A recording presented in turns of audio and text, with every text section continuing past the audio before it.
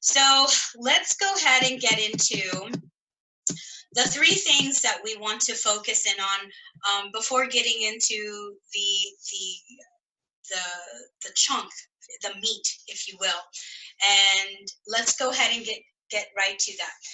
We're here first and foremost to help ourselves, and it's our belief that certain environments are more helpful to people with BPD than others, and that by thinking about our environment, we can help the ones that we love. So that's going to be really important. That's a core belief. Primarily, though, we want to focus on how our being attentive to the family environment and relationships can help us to behave in ways that make us more comfortable. That is to say that mindfulness is really going to challenge us, encourage us. It's going to press us forward into focusing on how am I thinking about things? How is my mind grasping information? And so I thank you very much, everybody, for sticking it out with us here. And we're going to get right into it because I can see that we have some good engagement going on now, some good feedback. The first thing I'm going to encourage you to do as we move forward is forget the guilt. It's very important that as we move forward, being that we came from a place, the previous modules really focused us on looking at invalidating environments and perhaps the role or our participation in those situations, and it can generate a bit of guilt that goes along with that. And so Marsha Linehan does a really good job of encouraging us, and I named Marsha in specific because we're going to watch one of her videos. In addition to these are some of her teachings as well. In that invalidating environments really have to do with a core fit. It's very important for us to change our mindset around those invalidating environmental factors and move them into more of a poor fit or a mismatch. Think of two pairs of socks that they both do the same job, but they don't quite fit in every situation, right? So there's nothing good and there's nothing bad about it. It just is what it is. And so invalidating environments is one where we have to not only set aside guilt, but completely forget that piece of it because it tends to bog us down. And we want to move forward, which is our next pillar for us to think about as we move forward with relationship mindfulness. And that is to accentuate the positive. In this module, we're going to be looking at how we can develop our family environments, how we can do a more validating environment for our family members. And it really does require us to think about doing things a bit different. And please keep in mind that it is a practice and we can attain it. So those two things, that it is a practice and it is attainable.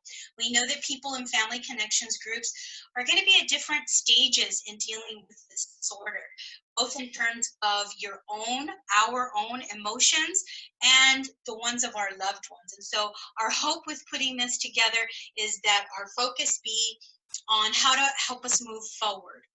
And in order to help us move forward, so this is our third thing. We said we were going to forget the guilt, we're going to accentuate the positive, and now the third thing we're going to do is we're going to focus. The aim of this module is to give people a way of looking at relationships, to consider attitudes that can affect changes in their emotional climate. This is work that we have to do. This is work that's going to help our well-being and will ultimately support our loved one. But first and foremost, it's going to be the changes that we might need to make in our mindset, in our attitude, in the way we respond to things, that we can respond differently. It's so important that we have that control accessible, even when things seem very out of control. So even if there is nothing a person can do to change a situation, you and I cannot necessarily change a situation, there is control in how we change or can respond differently to that situation, how we deal with it. So just for a moment, we're going to look at creating a more validating family environment for ourselves and for our loved one. And I want us to begin to think about, we're going to do the opposite of what we learned in the previous modules, which was talking about invalidating family environments. And it's a good refresher for us because we need to understand where we came from so we know where we're going, so to speak. And I'm going to give you some tips about how to remember some of these things, because when we're in the moment, working, dealing, supporting our loved one, sometimes we can forget all these. I'm just being transparent. I don't think I'm the only one that, we can forget all these things, but we're not going to forget some very core values that are attached to these beliefs. So the first thing about a validating family environment is that we're going to legitimize our family members' experiences, especially the private ones, those deep emotions, those wants, those desires, those thoughts and the beliefs and sensations. Our loved one struggles with so much, and it's sometimes easy for us to default to, they're just doing this for attention, or they're trying to get us to do what they want us to do. But really, legitimizing families' experiences is a way of thinking about how each person is experiencing, especially our loved one, very private emotions and feelings, right? The next idea about validating family environment, our second one, is to validate those experiences even when they're quite different, quite opposite of other people's experiences. So if we think about like a center, if you will, and us all around it, us as in the family members, we're all going to have a different vantage point. So it's very important to recognize that there are different ways to see the same situation. The third thing is to accept or to grow a tolerance for, an appreciation for differences. And it doesn't mean that we're going to try to change or control. It just means that we accept those differences. It doesn't mean we agree. We're not going to get into those specifics, but this could possibly help you think about those things, that acceptance is not the same thing as agreement. And the fourth idea is that we do not want to implement any kind of control strategies or anything that could be interpreted as a control strategy. The next thing is to communicate acceptance and caring. At the end of the day, the person we're dealing with, the person we're trying to support, is someone we love, is someone we want to stay connected with. So it's very important that the way we communicate and what we communicate is with acceptance and caring. Even if we don't agree with how our loved one is going about doing things, we still love them and we want to be connected with them. The next thing is facilitating. We want to be a vehicle for, a sounding board for, a touchstone for problem solving, problem management, and coping. Our loved one is going to see a difference in us and how we're handling situations, and we will be a role model to them. And what we want to role model is that we are leaning towards problem solving, problem management, and coping. The next thing is that a validating family environment is one that de-escalates invalidating behaviors. So not only do we decrease, but when we accidentally slip into that situation where we don't, we're human, we make mistakes, we de-escalate as much as possible. We step aside as much as possible. So let's talk about that. I'm going to interject here something that would normally be covered under emotional management, but I'm going to give this to you now because I think it's important as we go forward. It resonates with me and it's helped me a great deal, which is to put a phrase, a term around what I'm trying to do. Why am I incorporating relationship mindfulness? Why am I learning this new language? What's the point of this? For me, when my instructors introduced the idea that the relationship is the most important, it really changed things for me. It was not easy to think about the relationship first, because sometimes my humanity, if you will, my humanness gets in that, it is a barrier to that, because it's so painful to see someone going through what they're going through, and then also, being hurt by those things. But I constantly remember the term, the phrase, the mantra that's specifically known as, it's called, the mantra is that relationship is the most important. And if you remember nothing else, I'm going to ask you to remember that part. The relationship is the most important. And then the second thing, which is being non-judgmental, which we will get to in just a moment. But let's define relationship mindfulness. Relationship mindfulness is being mindful of another person, or your current conversation, or your current interaction with the other person. That means that paying attention to just that person. We call that one mindfully. Getting balanced, staying grounded, keeping in mind that your relationship and that anything you do will have an effect on that other person as well as the relationship that you have. So have any of you ever tried to eat and read at the same time? I often catch myself doing that, whether it's reading my mail, my email, or whatever it is, and eating whatever it is I'm trying to eat at my desk or maybe at my kitchen table. I'm not very good at it. I have found that even though I try, at some point, I have to get one mindfully with it. I have to either eat and enjoy my food or pay attention to what I'm reading, because it's really important that I understand what XYZ organization or people that are sending me information are trying to tell me. And so there you go. That's a good example, I think, about the usefulness.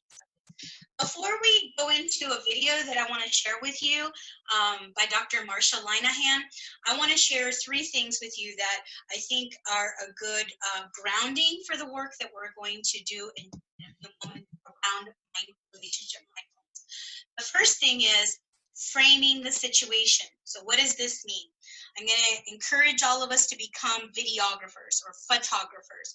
We need to frame or get the picture in the frame, which is our context. We need to look at the situation, not necessarily looking at controlling the other person. This is not about that. This is about looking at a situation. A photographer has to zoom in on whatever it is they're looking at, right? And not interpret. We're not doing that right now. We're simply framing. That means that we have to stand outside of ourselves and recognize the interconnectedness of the relationship. So interconnectedness means the joints. So if we're looking at a frame, here's a joint, another one, here's another joint that connects our situation, right? So that's a very practical way of looking at it, if you will. The third idea, as we move forward into mindfulness, is I want us to stand aside. A photographer, we use that as a continuing example. They cannot get sucked in. If they get sucked into that situation, they can't photograph it anymore, right? Because now they've been sucked into that whirlwind, that situation. And it's not helpful if we want to capture what's really going on, right? We want to observe, which is coming. That's a skill. So how would someone else see this situation is the question that we would ask when we stand aside, right? If the situation is one that repeats itself, we have an advantage, really. Honestly, before I used to think, oh my gosh, here we go again. This is the same situation over and over and over again. But really, as I began to think about and reflect and incorporate and implement these new skills, I found that, there's some predictability to that, and that there's something I can do with that. There's something I can do about it. As a matter of fact, standing aside even allows us to maybe even role play or decide in advance how we're going to handle a situation, to stand aside. One of the ideas that were gifted to me during my time in family connections, the idea of time. Oftentimes with my family member, they wanted to push me. I felt pushed into a decision. They would just keep pounding at me to make a choice, a decision. And it was really hard to stand aside from the situation and be able to articulate that in a way that wouldn't escalate. got there. We're doing better at it now. But that's an example where I can ask for a timeout and say, I need to stand, I literally use that term. I need to stand aside for a minute. I need to take a pause and think about this because I want to be able to see it from your side, from your point of view. And that's been very helpful. The third idea as we go forward is a collaborative situation. I love the way my teachers, Family Connections, taught me this. They said it's a win-win idea. And that's very useful because sometimes it doesn't come natural for us to do a win-win. We want what we want, right? Just as much as our loved one does. So a collaborative situation asks us to lean into what is accessible to us in terms of, well, they need this and I need this. How can we come to a middle ground or a new ground of understanding where we're both winning? So you don't have to be right all the time. And oftentimes with our loved one, we are asked to make a choice. I don't know if you've noticed this, to either be right, are you going to stick to your idea of being right, or are we going to move towards being more effective? And sometimes those don't go together, especially when we're dealing with our loved one. And so mindfulness allows us to validate, stand back, and avoid a fight potentially. And that to me is a win. When you're not always they're not gonna get their way necessarily, and you're not gonna get your way. And it's not even about getting our ways, it's about where we can both come to a mutual agreement. And so we're gonna talk about that in just a moment in terms of what does it look like for mindfulness, relationship mindfulness. And let's go ahead, and if we can cue that video, Miss Abby.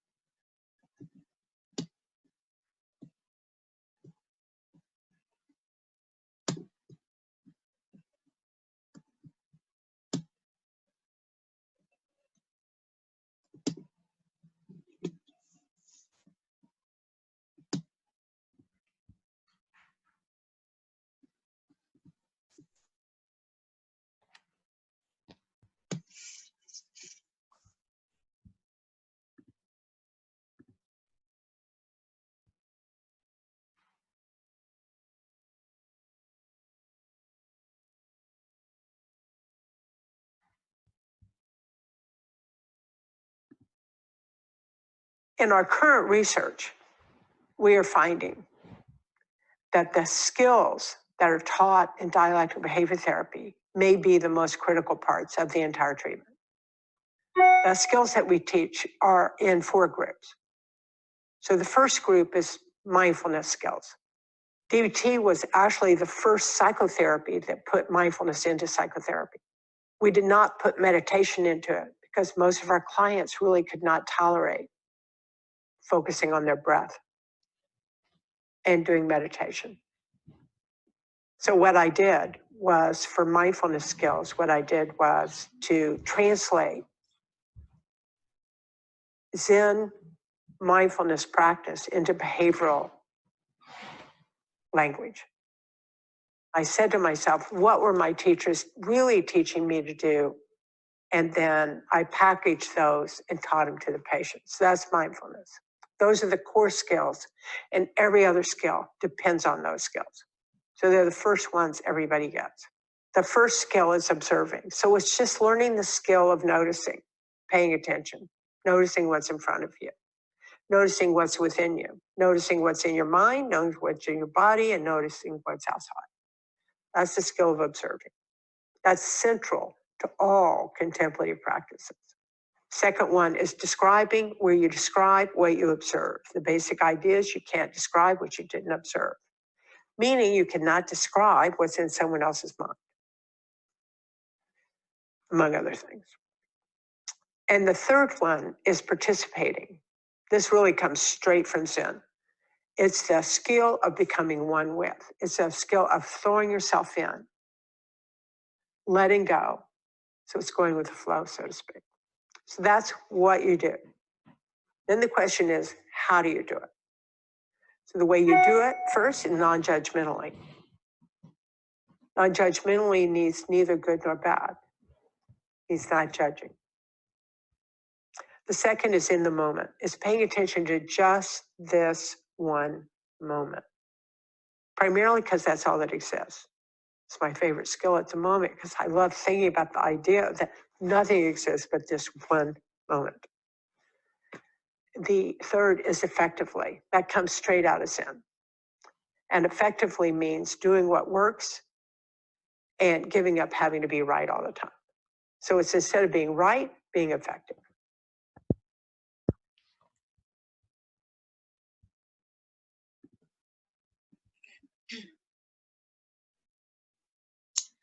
All right. So let's come back. I love Marcia, Dr. Linehan. I love the way she explains things and the way her explanations are just clear and soothing and genuine. Someone who has been there, so to speak. So I appreciate that, and I hope you enjoyed that video. You can find that online as well, Dr. Marcia Linehan. There's a number of videos that you can watch from her that are publicly available. So the key to relationship mindfulness is to be non-judgmental. So I hope you got that clear message from the video. This means to see things just as they are. No blame, no adjectives, no interpretation. Judgments are toxic to our own well-being and toxic to our relationships. They make us more escalated. And so it's important not to impose our opinion onto a situation, an event, or a person, or assess things as being good or bad. It's very important at this point for this skill, no judgments, no opinions, just the facts. So what gets in the way of us being able to do that? So there's three things that get into our way, so to speak, and we're going to talk about the first one, which is healthy ways to reduce judgments. The problem is with judgments is what we just shared with what I just shared with you a few moments ago, which is we get caught up, we get vested in being right. So we need to keep in mind that there are different ways to achieve an end and different ways that are going to work for different people. So our responses elicit different reactions, and they affect how we feel after a transaction. If you recall a time, perhaps, where you had to return some merchandise, some item to a store, remember how you were greeted by the clerk and how they dealt with your presenting problem, if you will. And what was their behavior like? What was their action like? And how did that make you feel? And the reason why we say this is because an encounter could lead to a misunderstanding and or an outrage and anger, right? And we want to prevent this. So another tip that I'm going to share with you, along with the coming away from being right and being more effective, is one that my family connections teachers taught me, which is HALT. If you can think of HALT. HALT stands for H is for asking yourself, when you're getting angry or your emotions are starting to get escalated. Think about, are you hungry? Are you angry? Are you lonely? Are you tired? HALT. HALT, stop. Are you angry? Are you hungry? Is your loved one hungry? Are you angry? Is your loved one angry? Are you lonely? Is your loved one operating out of loneliness? Are you tired? Is your loved one tired? And oftentimes, this not only helps us with our well-being, but it helps us to zone in on how we can best support our loved ones. So I like this one because it moves us away from making judgments that escalate and instead kind of assessing a situation in a way that, yes, you are making a judgment about, hunger, anger, loneliness, or tired, but you're making it in such a way that you want to de-escalate a situation. So that's one that I'm gifting to you in terms of our time together now. What about those of us who are parents of loved ones with BPD? Parents feel the need to safeguard their kids. And so one way that we do that is by thinking that our position is right, that our position is the most appropriate, if you will, to take. We need to realize that we can be effective or we can be right. They don't always go together because they draw on a judgment that isn't always in agreement with the situation. So we can still offer, if you will, our loved one what we want them to know about our concern without being judgmental. So for example, if your child wants to go out with friends who you think might get him or her in trouble, it's completely reasonable to be concerned about your child's welfare, their well-being in that situation. However, this does not mean that their friends are bad. It does not mean that your child's desire to spend time with them is wrong. They're getting something out of that relationship, right? Getting caught in judgments like these makes it easy to forget that you and your child are on the same side. We're on the same team. And your main concern is for their well-being. So that difference between being right and being effective. What's going to be the most effective? Telling them that you are concerned when they're out very late, that you feel anxious because you don't know what's going on, or those friends of yours are nothing but trouble. Which one? And then the final thing is to find a mantra. And I phrase this in a way that I think I'm going to step back from my earlier statement, which is what are our barriers? But maybe what I mean to say is not having a mantra can be a barrier, meaning that you're trying to remember all these things without necessarily having a quick way to access what it is you're trying to do. And I've already shared that with you, that mine is the relationship is the most important. That has kept me from saying things that I would probably regret later. So in relationship mindfulness, what we need to think about is what we do and how we do it. This is very important for our next step about mindfulness specifically. And the steps and how we need to do them are very important because it's important for us to follow the steps of observing, describing, and participating. So we're going to get into that in just a few moments.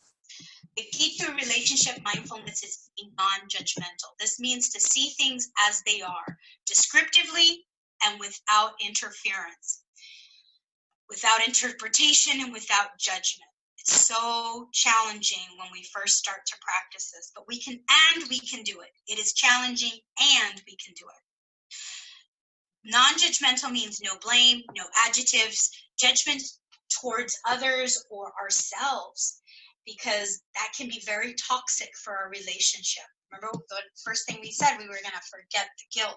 We don't want to reintroduce something. We don't want to live in the past. We want to live in this moment, in this present moment. So no judgments, no opinions, just the facts. So how are we going to do this? So we need to think of this in two columns, if you will, the what and the how. So the what, let's go through it. It's going to be three things. And Marcia introduced these three things, right? She says you're going to observe, you're going to describe, and you're going to participate. How are you going to do those things? You're going to first do it non-judgmentally, you're going to do it one mindfully, and you're going to do it effectively. So let's break this down. The first thing is to observe. So what does that mean? It just means to notice the other person. That's it. Notice what's going on, notice the situation. And how are you going to do this?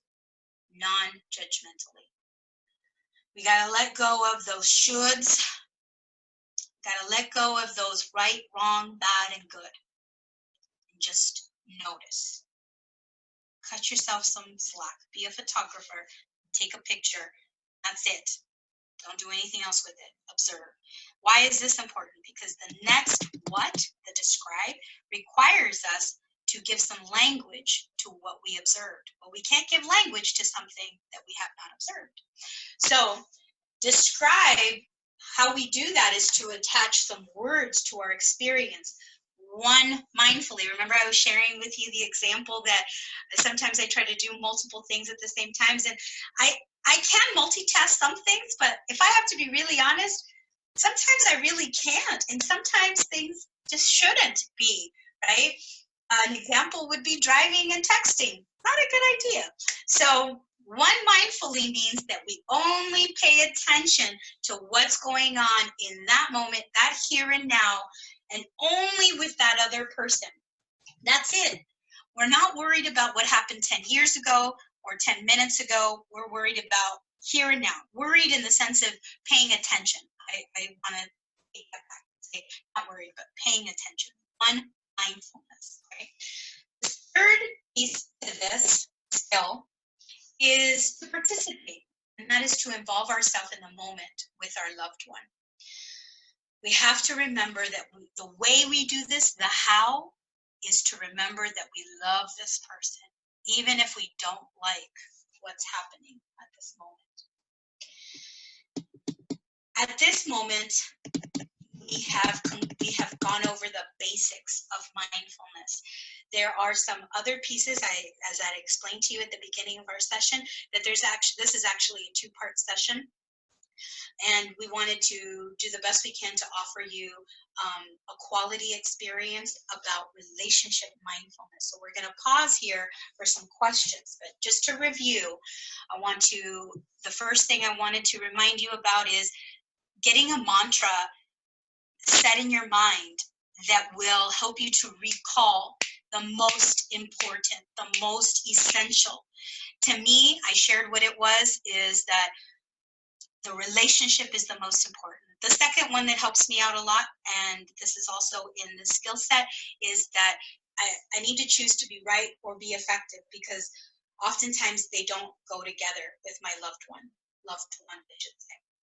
And so I have to pick and choose, and being effective is so much more important to me because it gives me an opportunity, gives me access to do better in the next moment, right? If I completely shut them down, like the clerk that didn't want to take back your household item, you'll never be back to that store or whatever it is. You're completely out of the picture. I don't want to do that with my loved one. I want to stay connected, right? So the relationship is the most important, being effective over being right. And then the essentials of relationship mindfulness, which is to think about it in the what am I going to do and how am I going to do it. What am I going to do starts with observing, just to notice the other person, right? Not making a judgment. I'm not putting labels on anything. I'm just observing. And eventually I get to describe, I get to put some words to the experience, right? And then eventually I get to get involved. I get to participate. The way I want to do it, the how to these pieces, is that I want to do it non-judgmentally. So that means that judging is when I observe a fact and then I add an evaluation of good or bad. So just to observe and to describe non-judgmentally is so, it can be challenging, but it's so powerful. The one, mindfulness, is the opposite of multitasking. It's doing one thing at a time and doing it really well, right? Just focusing in. And the benefits is that you're going to be more efficient, and it allows you to live in the moment. It allows you to live in the moment at your fullest versus in suffering, right? It reduces the suffering. We're focused on this moment. We're not focused on the past, and we're not focused on the future. We're here right now. And then the final way, which is to participate. How am I going to do that effectively? So I got to think about, well, what gets in the way? Wanting to be right gets in my way. Wanting to make the effort when maybe it's not the right time to do it gets in my way. not focusing on the most important goal, which to me is the relationship. So we'll get off track from that. Things can go downhill. I got to keep that in the forefront. And, you know, I'm going to just encourage us to ask ourselves, what's the goal of this moment with our loved ones as we move forward in relationship mindfulness? I'm going to pause here, and I'm going to give some time to some questions and think about what we just learned. So thank you so much again. I'm Dr. Karla Aguirre, and it's been a pleasure to engage with you and to be here with you today. Thank you. So we do have a couple of questions that I will throw out. I'm at a disadvantage, Abby, because for some reason my audio doesn't work unless I unplug from my audio. So I'm going to unplug, okay? And see how it goes. Okay, so we have a couple of questions. I'll throw these out to you. Some are mindfulness related and some are not. So if you're comfortable answering, you can answer. So we have a question here kind of related to the current situation going on, happening in the world. We have a person who is very fact and news oriented, but their partner likes to highly limit any information because it upsets her. How do you deal with these different approaches? That's an excellent question. So we didn't get into this, but I'm going to give you a little nugget of it, if you will, which is the 3 minds that we have. And this comes into play when we talk about is the rational mind and the emotional mind. So the 3 minds, okay, the rational mind, the emotional mind, and then in the center, that wise mind. So we didn't talk about this, but it is part of this chapter. It's just a little bit more time that we'd have to get into it. But the idea being that one person is very task oriented, and the other one is perhaps very emotional, meaning that everything that's coming through the news is going straight to the heart, is going straight to the emotions. And somewhere in the center is that sweet spot, that balance that we were talking about, which is to say that, well, what's essential information that we do need to know? It might be a question we need to ask. Well, we do need to know how to stay safe, right? We do need to know if, for example, in my field, they're shutting down, they're bringing closure to a certain organization. So essential information that we need to have. So I'm going to encourage you to think about not so much about just staying just with the news or just staying just with how we're feeling. Come to a middle where we can say, what's essential? What, based on our needs as a family, is going to be the most important? And that's using our wise mind. That's using our balanced mind. Was that helpful? That's perfect. That's perfect. Okay, we have another question here. It may help if you put your earphones on to answer the question. I know to hear me, you need, but here's the question. When you spoke about, describing, and the question is, are we putting words to ourselves or to our loved ones? Excellent question. So when we describe a situation, it's very important for us to use intentional language, and that is to say, so I use that example. I'll use an example from my own life, if you will. My son, one of the family members who lives with BPD, and when he was in my home, he's now living independently. We went through a phase. By phase, I mean years, where it was tough it was tough for him to communicate with me when he was going to be out really late. I had to learn to describe how that impacted me in a way that made sense to him. Meaning that to be able to speak, not make it judgmental about what he was doing, but instead make it so that he understood how this was impacting me. And it takes time, because our loved one, when they're in distress, are not thinking about me and you. They're thinking about how to cope and alleviate and get out of their distress. They're not thinking about me and you. And someone could say, selfishness. I learned that from survival. them. So if you think about it that way, describe how what's happening is impacting you without judgmental language. So the example that I gave was when he would stay out late, I would say, I call my son Mijo. Mijo, I get worried. I just need to know, that you're okay. Maybe like a text message, if you're going to be out past midnight, just to let me know that you're all right, because I get worried, and that would really help me out, so that I don't make up things in my mind about what's going on, and that helped. So we're also getting a lot of questions here about how do you let go and how do you acknowledge and accept things. And what I will say to those people, Karla, if you want to add something in, but we are doing a webinar on radical acceptance, and we will talk about that at the webinar regarding radical acceptance. But I'm looking here, we have about 8 or 9 questions about letting go. Do you want to say something briefly about that, or do you want to save it for the next radical acceptance one? I think that it's a prime learning opportunity for the radical acceptance, but I will say this, it takes practice, it takes reflection, it takes being genuine about your needs, and it takes understanding that acceptance is not the same thing as agreement, which I touched on briefly.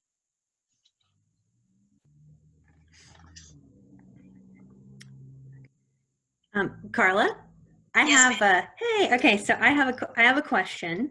A lot of people have asked questions about guilt and regret, or they may not be in touch with their loved one. And is there anything you can offer of tips of just how to be mindful about that in yourself? And is there anything you can do or a person can do to let go of that? Yeah, that's really tough. I remember when I was going through the Family Connections class, there was an older student, and this individual, their child was the one that was the affected family member. And I remember listening to this individual with a lot of anguish, because they struggled with not having the level of contact that they needed or wanted from their loved one. And so I would say that it is going to be very important to understand that we are in the moment. When we know better, we do better. And you know better now a bit more, and so you can do a bit better from here forward. That's no good to go back, and that takes time to understand that and to reflect upon that. And you don't want to live in that place, though. And radical acceptance will also talk more about this. You can't live in that place for very long. Right? I would also say that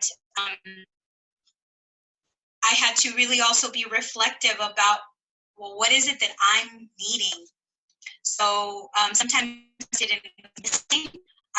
I don't think like that anymore. I think more along the lines of, what do I need?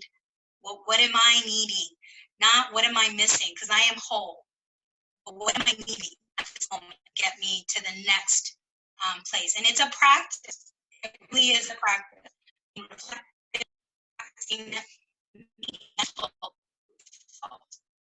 So important. It is not easy, and you can do it.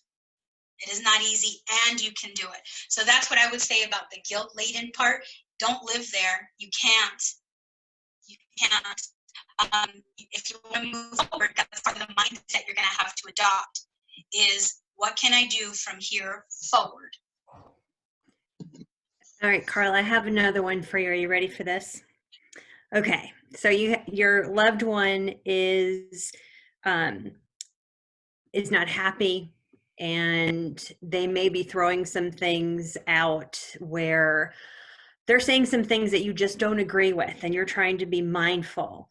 What is there any tips or anything you can say that's not judgmental, and they know you're still listening and you're engaged and you're participating? And it's, from the standpoint of, it's very hard to hear what they're saying, what could you do? What tips? So that goes into the validating statements that are essential. That is a very important session that I would encourage you all to re-engage with. So I'll speak on a particular personal lived experience of mine that my loved one, so I have 2 loved ones that live with a major mental illness, and so I love them dearly. And sometimes it's very challenging because they will bring up something from the past, and it is not at all how it was, if you will. And so at that moment, when I realize that the relationship is the most important, I speak to the relationship. I don't speak. At that moment, they're in distress and they're trying to survive the only way they know how, which could be to hurt my feelings about something. So my response is to zone in on the relationship and say, I'm really sorry that situation felt like whatever it is that they're describing, and just validating that, because it is hurtful. It is painful to think that your parent did this, or your mother, your sister did that, or your, fill in the blank.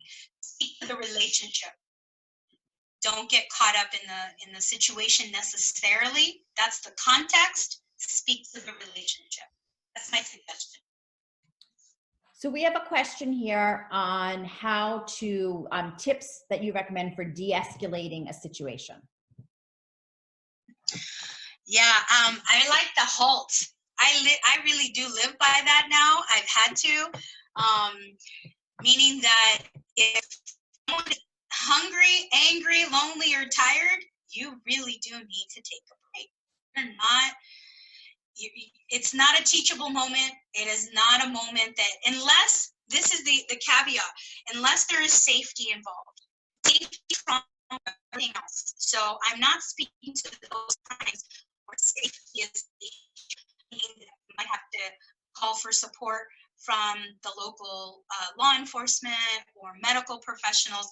I'm talking about the everyday stuff that goes on. So that being absent, I would just, again, hone in on the relationship is the most important. I might need to time myself out. I need to say, you know what, that's a really good point. I hadn't thought about that. All that is true. You have to be genuine, right? I hadn't thought about it that way. It doesn't mean you agree. It just means that that's another way of looking at things. And time yourself out. Say, I need to think about this. I hadn't thought of it that way. And I need some time to think about it. Or, layer that with whatever it is that you need to separate a little bit of time. I give this example. Oftentimes when I'm working with my students, little ones, but adults get it this way too. Think of it this way. If you see a car accident, there's a stop sign and there's a car accident at that stop sign. Where do you have the most advantage of being able to have another way to react, to respond? When you're on top of the accident or when you're at a distance? Sometimes we need to get some distance so that we can look at the situation that's happening and go get help, whether it is with a mental health professional, whether it is with our pastoral guiders, our pastors, or people that we look toward, whoever it is that you look towards, you may need to look for, some additional support to get through that particular situation. And don't be intimidated by calling a timeout, right? Just think of that example of the stop sign. Where do you have the most buffer? Here, or when you're on top of that accident at the stop sign, right? You're over here. You want to give yourself some time to think of other ways to get some help in dealing with the situation that's in front of you. There's nothing wrong with that. There's nothing wrong with timing out. So Karla, I want to thank you so much for all of your perspective and your thoughts. Before we conclude tonight, I want to make a couple of announcements, and then I do want to conclude with, I'm going to do a mindfulness exercise. It does look from our poll today that people are a little stressed. So want to let people have a breather, even though we hope that you listening to Karla and some of her suggestions was a little bit of a breather for you. But I want to remind everyone our website, www.borderlinepersonalitydisorder.org, and these videos, along with all the other webinars that we've been doing lately and will continue to do, will be posted within 48 hours on our website. So what I'd like right now is for everybody to just get in a comfortable position. And I'd really like for everyone to pay attention to your breathing. Everybody should be taking slow, deep, long breaths to help you maintain a sense of calm or help you return to a calmer state. Just keep breathing for a couple of seconds. And now I would like for you to acknowledge 5 things that you see around you. It can be a pen. It can be a spot on the ceiling. It could be a chair next to you. Name those 5 things you see around you.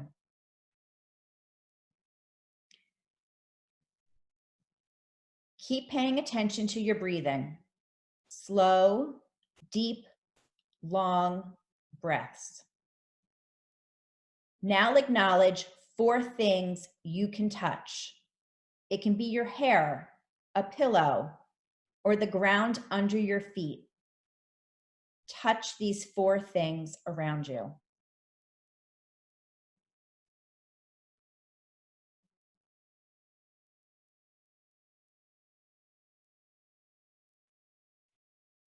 Pay attention to your breathing. Again, very slow, deep, long breaths. Now acknowledge 3 things you hear. This could be an external sound. It could be internal. If you hear your belly rumbling, that counts.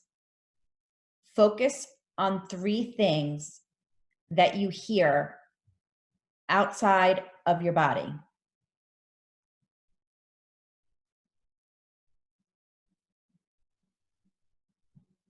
Now acknowledge 2 things you can smell. Maybe you smell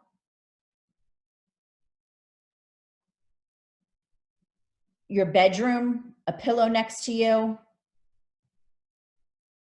You could take a brief walk and smell soap in your bathroom, nature outside. But even a pencil has a smell to it. Your cell phone, your fingers.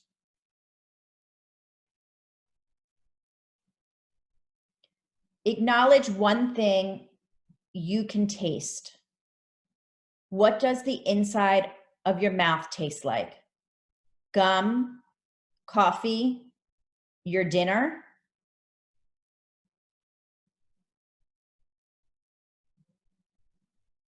Now pay attention to your breathing again. Slow, long, deep breaths. Slowly bring yourself back to your surrounding.